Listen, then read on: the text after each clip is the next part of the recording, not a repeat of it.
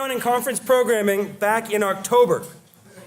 I was having a coffee with Kieran Crilly, the head of the School of Music here at UCD, in our lost common room. Let's have a moment of silence for that. I was telling him about the event, and without missing a beat, after he understood what we were all about, he said I needed to find Barry O'Halpin, the musician in residence at the UCD College of Art and Humanities.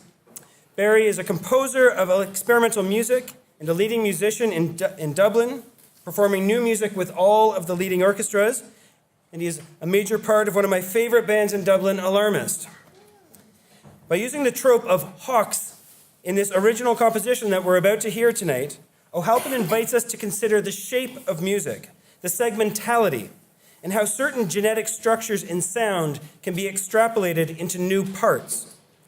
Demonstrating the epigenetic composition, 4 poets have responded to the composition you are about to be treated to in a series of ekphrastic poems, which I hope anybody who wants one has been able to pick up a copy of this chapbook that's circulating. And if you haven't, please come and see me quickly. There's only about 6 left.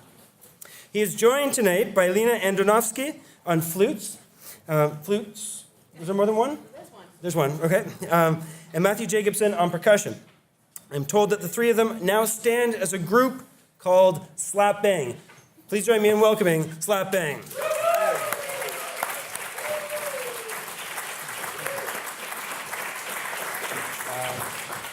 Just a very quick introduction.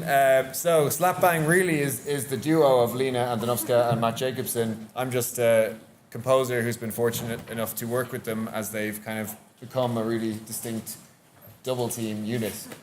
So bass flute is famously a very quiet, kind of ghostly instrument that gets drowned out by everything else. But when it's rigged up with a microphone and put into an amp with multiple effects, it suddenly becomes a beast all of its own.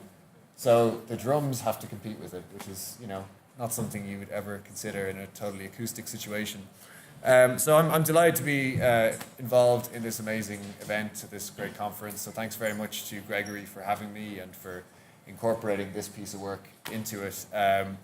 I was struck by a lot of the parallels between the previous performances with this piece. So one of the key elements of this piece is a transcription of a wasp mating song, which is this kind of gnarly, strange, melodic thing. I wish I recorded it myself in a wasp's nest, but I didn't. I found it in a database. But still, I extracted that material and kind of wove it into this piece that is really exploring the crossover between 2 fantastic performers, one from a primarily classical training background, one from a jazz background, but really looking at the kind of crossovers between their practices and also the crossovers between the sounds of their instruments and all the kind of strange, bristling, quiet textures and big, loud, screeching textures that can happen between them.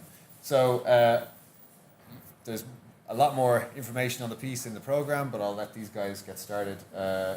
Slapbang.